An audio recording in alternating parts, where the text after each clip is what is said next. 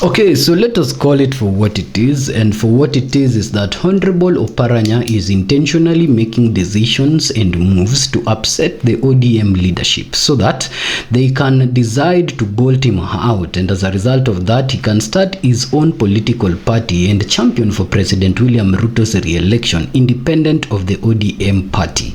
This is as a result of the fact that certain leaders now see the ODM party as just but a weakling shell after the departure of Raila Amolo Odinga, or they have been so senior within the party structures that within the absence of Raila Amolo Odinga, they feel like they cannot bow down to any other individual. Now that's a very harsh take, ladies and gentlemen. Today at the People's Mirror, we want to put before the mirror the fight between Honorable CS Oparana and of course Honorable Fernandez Baraza that is happening in this particular county, the Kakamega County. So into the Luya heat and of course into this particular ODM feud, let us just start it right away. But if this is your first time engaging with our channel, please hit the subscribe button so that you find these stories and more like this when we upload them.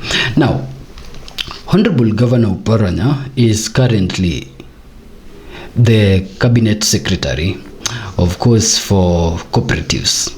But before that, he was formerly a governor. And after being a governor, or while he was also a governor, he was in the top structures of the ODM party leadership. Now, before Honorable Hassan Joho and of course Honorable Oparana were called as to become the ministers, or rather cabinet secretaries, that the term that they currently use within President William Ruto's government, they were serving in top party positions as deputy party leaders of the party leader then, Honorable Raila Amolo Odinga. Then they were called and they were given those mandate within the government.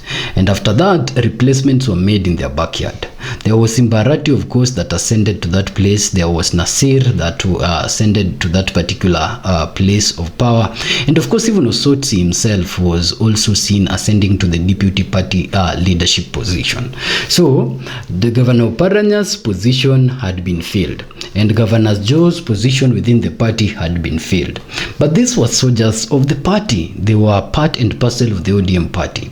So going to serve for President William Ruto was just but a contract, which after it ends within a period of 5 years, if it ends in 5 years, or within a period of 10 years, if it ends in 10 years, these particular foot soldiers were supposed to return back to their own party, the ODM party.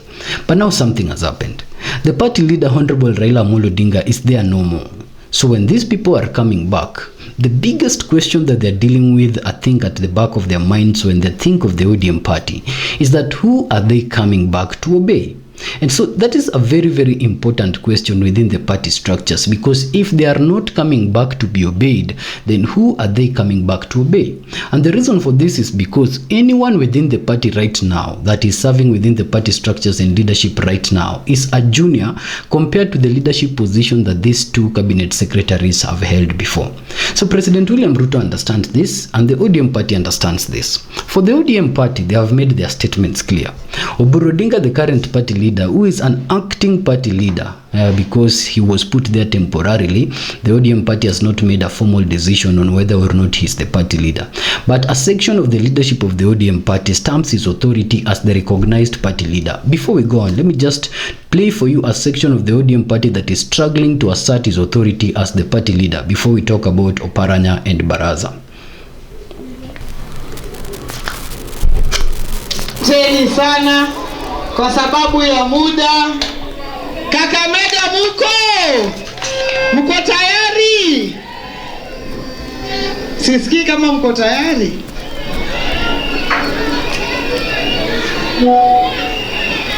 I know. Kakamega hoye!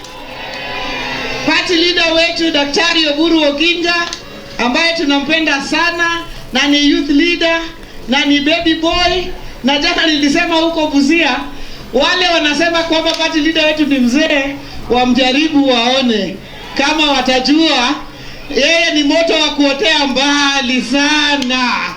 Huyu party leader wetu tunampenda, tunamshikilia, tunamfuatilia na tunamfuata kwa sababu ameshikilia chama Kenya nzima, na kwa sababu yeye ndio atatuelekeza mahali tutafika na mahali tutaenda. Wacha nimshukuru sana gavana wa Kakamega, rafiki yangu Governor Fernandez Baraza FCPA, kwa kushikilia chama hapa Kakamega. Hii ni mara yetu ya 3 katika hii uwanja kuzungumza na delegates tangu uchaguzi, na tulikuja hapa na baba mara 2 tukizungumza na delegates, na leo tumekuja na Dr. Oburu Oginga. Na wakati tulimaliza ile Kilifi declaration, mimi najua party leader anapenda Kakamega sana, kwa sababu wakati tulitoka huko yeye akasema mahali tukuje kwanza ni jana Busia na leo Kakamega. Nione kwa mkono wale ambao wametukaribisha hapa na ambao wanasema tumshikilie huyu party leader wetu. Everything is huyu party leader yetu. So it shows you how much they are actually in a campaign to install the position of Oburu as a party leader, and that is understandable within the structures of the party. So there is this section that now holds that Oburu Odinga is the party leader. Governor Wanga, who is the chairperson of the party now, makes sure that whenever she starts to speak, she stamps the authority of Oburu Odinga. So that individuals like Babu, Winnie, and of course Sifuna that are casting doubt on the party leadership status of Oburu Odinga gets to understand that they have underscored the position of the party leadership to be Oburu Odinga's. Now that aside, let us go to how does Ruto then treat the leadership position that Joho and Oparana had held before. He understands that now these are cabinet secretaries within his own scheme, and he understands that these are people that individually they have massive support from their regions, and that is why they were put in the positions of deputy party leadership by Raila Amolo Odinga. Joe, for example, is the person that is listened to at the coast, and President William Ruto knows this. Oparana himself was also a very strong kingpin in the Kakamega and the western area for quite some time, and that is why Honorable Raila Amolo Odinga drew him close. So to diffuse the influence of the ODM party in the negotiation table, the most important thing is to make an offer to Joho, and of course make an offer to Oparana. And the offer that President William Ruto makes to Joho, if it includes starting our own coastal party, that will give Joho himself a negotiating front within the table of President William Ruto's government in 2027, independent of going through the structures of the ODM party, then is that an offer that Joho will take or reject? And the same goes to Oparana. If Oparana was to be asked to start instigating the ODM party right now within the western borders, and in that particular instigating the ODM party, he gets to the level where the offer includes he starts his own western Luya party. Right now that the lawyers have been calling for unity so much, if anything can rise out of the Luya region right now, that is not DAP Kenya party, and is unifying the Luya front for a negotiating front in the table in 2027 of President William Ruto without the structures of the ODM party. Is that an offer that of course Oparana would take or refuse? So let us know in the comment section, but that is how it looks right now, with the resources being used in places like Nyeri, where of course 26 billion was used by the president to actually bring development to that particular region. The only way that President William Ruto can consolidate the influence of coast behind his back is make Joho a good offer, and that offer includes Joho being the top of a political party that is going to negotiate in Ruto's front, and make Oparana an offer that includes them going to be the people that are negotiating on the presidential front, and diffuse the influence of the negotiating or the negotiating power of the ODM party when it comes to the table of 2027. And this will be easily diffused, because if coast is not in the basket of the ODM party and western is divided within the basket of the ODM party, then the ODM party will be weak in that particular negotiating front. So why do you think, or why does it seem so certain that Honorable Oparana would go this way or Honorable Joho would go this way? You see, if you take a look at Oparana's politics right now, and you take a look at Joho's politics right now, coming back to the ODM party is actually diminishing their positions. And this might not just be the two of them. Even for someone like Wandai, who was not very high up in the positions and hierarchies of the party, or someone like Mbadi, who was just a national party chairperson like Wanga, coming back within the party right now would somehow upset them, because who would they take orders from? Raila Odinga is not there anymore. The structures that are being formed are being questioned left, right, and center. There is no one single direct chain of command.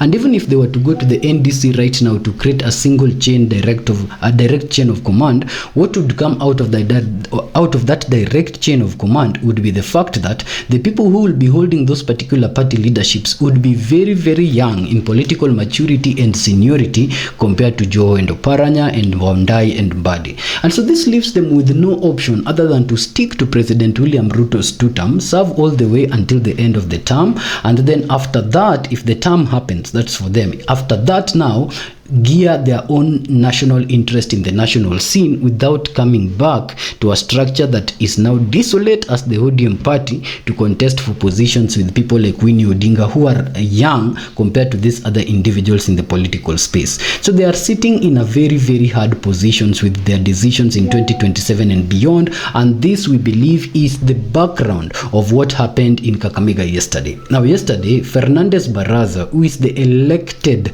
party leader of the ODM party when it comes to the Kakamega County, was actually holding a particular party leader event where the party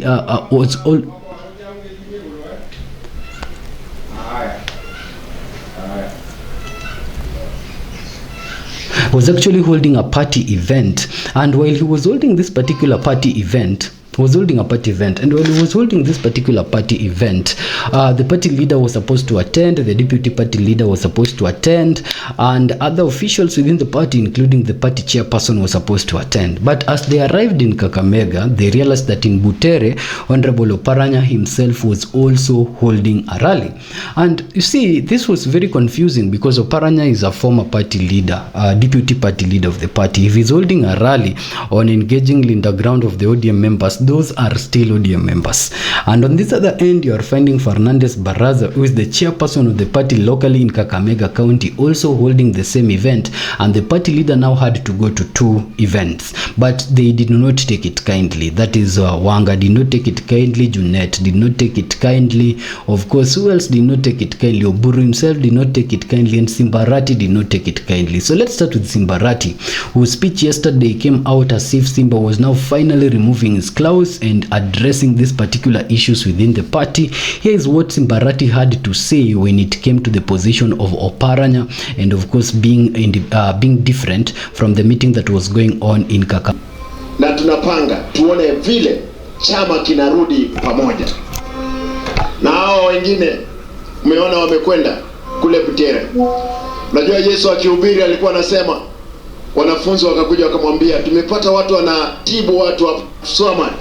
Hata Usosi alikuwa safarini, walikuja wakaekelea jiwe, akakaa, wakashikilia yeye mikono juu, wakapiga vita mpaka wakashinda. Baba Uhuru, sisi, mimi nikiwa hapo Chama, hata Usosi alikuwa safarini na ajua kwamba atarudi, na tunapanga tuone vile chama kinarudi pamoja. Na hao wengine umeona wamekwenda kule Butere. Unajua Yesu akihubiri alikuwa anasema, wanafunzi wakakuja wakamwambia, tumepata watu wanatibu watu hapa chini. Yesu akawauliza, mmewapata wakitibu kwa jina la nani? Ati tumesikia kwa jina la nani? Lako. Yesu akamwambia, hao ni watu wetu. Mheshimiwa Baraza, wewe hawa ni watu wetu. Wewe ita wao, kaa chini, tujenge chama. Amna namna gani? Lakini wakikuja, unajua wale wameasi, kwanza unamweka nyuma, asikae hapa mbele. Sio ni sawa? Ndio tujenge chama.